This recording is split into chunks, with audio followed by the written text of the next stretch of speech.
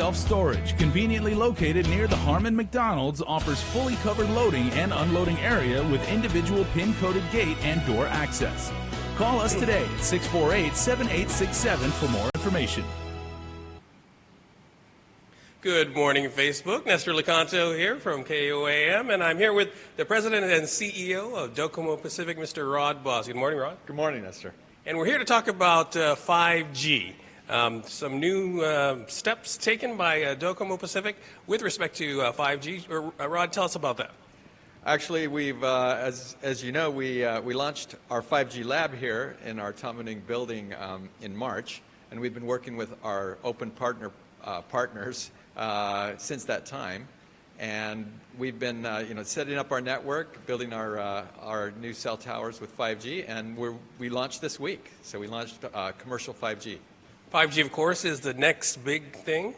For those of us who aren't as familiar with what 5G is, compare that to what we have now and explain a little bit about what are the additional benefits of 5G. Okay.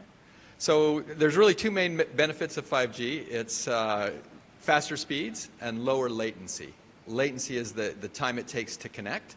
So we've been working on increasing our speeds. Currently our 5G offer is commercial. It's commercial fixed 5G. So unfortunately it's not a mobile 5G yet. We're working on that, and that's something that's coming soon. So it's going to be internet speeds for businesses in currently the coverage area is in Tamuning and Hagatna. Yeah. So you set up this lab here basically to introduce the service and also to get some of your customers to try it out and test it out. And so now, as you mentioned, you've got 2 villages where it's actually going to be available. Tell us some of the things that they're going to be able to do with this 5G. So some of the use cases that we're working with our open lab partners are increased security, so video cameras, facial recognition. We're working on a kind of virtual reality where it's a wedding company who's going to be able to, you'll be able to experience a wedding without actually attending the wedding. So, some exciting things like that. We're working with, actually, University of Guam is one of our partners that is working on some heightened security and with across their campus. Yeah. Tell us about the security is now, of course, a very big issue. Sure. And as you mentioned, 5G is going to be able to enhance that security. Tell us a little bit more about that. Well, it's security just means, people always ask me this question, what are the real applications that are the killer applications? Why do I really need it? The reality is, with 5G, what we're going to be able to do is everything that we already do, just faster and with lower latency, so faster and better. And so that promise of higher speeds is something everybody always wants. It's the next generation. But like in this open partner program, people will be able to create new applications. So there's applications that I think that we'll have with 5G that we don't even know about yet as they're developed. Exactly. We don't know what we don't know yet. And so, I can imagine how that is going to roll out, how the innovation is going to come. A lot of it's going to come from individual developers, and they're going to come up with stuff that we're going to say, wow, that's so cool. But they were able to do it because of the much faster speeds that 5G is going to be able to provide. How soon do you think this sort of thing is going to become available to, we've got 2 villages now that have this. Sure. How soon are you going to be able to roll that out to, say, people down south or, up north? Well, we haven't announced an actual schedule, and like I said, with 4G, we rolled that out across the island, in a sequence all the way along. I think with 5G, what you'll see is that it will be where the demand is. There will be hotspots that you'll get 5G, and you'll move in and out of that. So eventually, when you have mobile, just like now, you're in LTE, in certain areas, and then you go maybe out in some rural areas, and it'll be in 3G still. It'll be the same kind of thing. You'll be in 5G, and then you'll move into 4G and back and forth. So we're gonna roll out, keep pushing out 5G in areas wherever the demand is. Yeah. And currently, the connectivity is going to be through your internet connections and your home laptops. So we have a piece of equipment that you use. It's made by HTC. So it's a HTC box that you'll actually put in, and it'll be like your internet modem that will give you the 5G service. One of the clarifications I think we need to make is that right now the 5G is not available on mobile devices. No, this is a fixed offer currently, and mobile coming soon. Yeah. And once it's available on mobile, you will need to have your mobile phone actually has to be 5G capable. Yeah, exactly. So there aren't any 5G mobile devices on Guam right now. I mean, we're testing them right now. We have a 5G phone right here.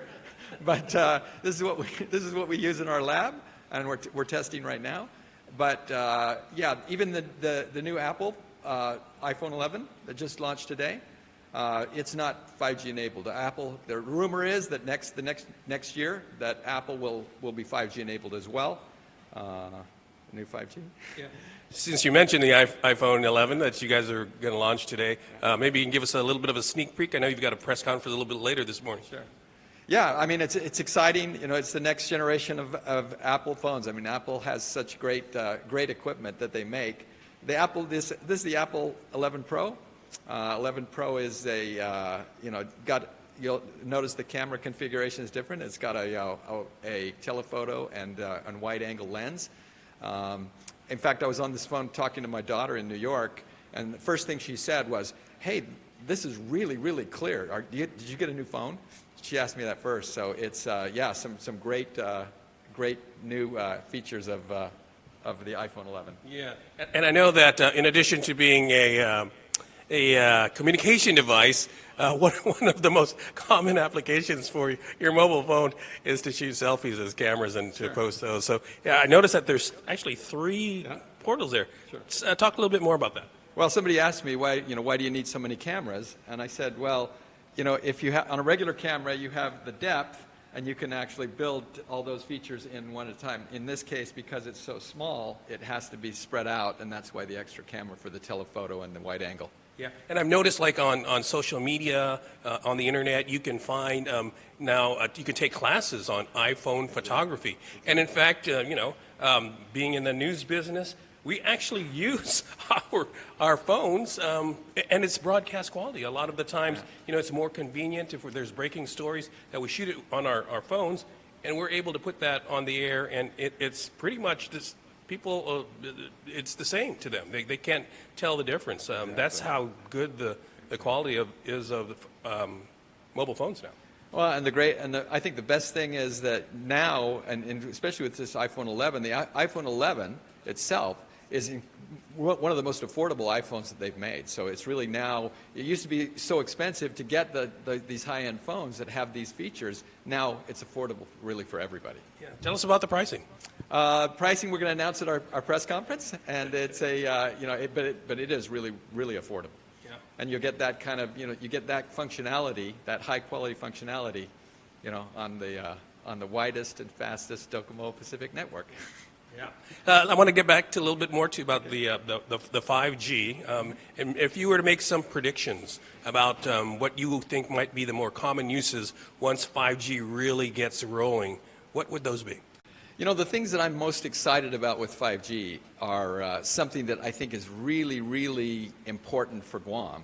And in fact, we just walked past it over here, the big space. In fact, let me just walk over here again. Over here on the wall, what you see is this is actually a projection version of what we call the smooth space. And, it just looks like, a projector on both sides.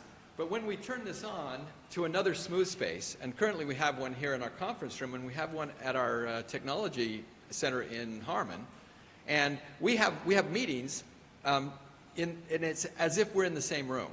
So what happens is when you look at this, and sure, everybody knows video conferencing, but when you're here in this room, someone can be in another city, they can be in another country, but it's as if you're in the same room. And so a couple of things that are really great use cases of that are telemedicine, because we all know that that's one of our struggles here on Guam is having excellent health care and getting people to come. Well, what happens is, say you have a 4K monitor here, and you've got a doctor, as if it's me and you talking like we are now, with just a screen between us, and you have 5G, that high-speed, high-definition quality, you can have confidence in that consultation with an excellent, doctor that isn't even in Guam. So for me, that's a great application. The second one is distance learning. So distance learning will allow us to participate in a classroom. In fact, the demo for this equipment shows that a classroom with classroom chairs set up. And on the other side is more chairs in another city and the professor talking. And this student raises their hand and the professor calls on them here. And they have an interactive, participation with distance learning. So we have one college and one community college. They're great, but this will potentially open up, any university that people on Guam could participate in that kind of education. I can see how enthusiastic you are about how passionate you are about. And in fact, you did bring some students from Guam here, and I think it was in Japan. Is that correct? Yeah, Tell in us. fact, it was kids from a junior high school in Guam and a junior high school there. It was part of a program, Sister Cities program that we have with universities. And they were able to have an interactive session here via the smooth space in the lab. Yeah, and I can imagine as it progresses how much more that's going to open up. And like you say, education and healthcare, I think you touched exactly on what our biggest needs are going to be, those two areas, and which are very important, of course, to hear in every community. The fact that you'll be able to consult with a doctor at some other place, like say it's in Manila, or it's in Los Angeles, or it's in Honolulu, as if he were just right there in front of you. Exactly. That's going to make a tremendous difference. And it also will bring down the cost, I imagine. Mm-hmm. I think it will. And, again, these things will be developed as there's demand, and I think we have that demand right now. So we're really looking for more partners to help us develop those same applications. And so, okay, Jason's pointing us. What do you want us to do, Jason? No, this is actually virtual reality. So Okay. All about the VR. So there's actually something I'm kind of excited about. I haven't even done it yet, but there's the NBA. I'm a big NBA fan, and the NBA actually has something where you use an Oculus is the brand, and you put an Oculus headset on. Well, not this one, but it would be essentially what it is you put this on, and I could actually have this because I think we're still plugged in here.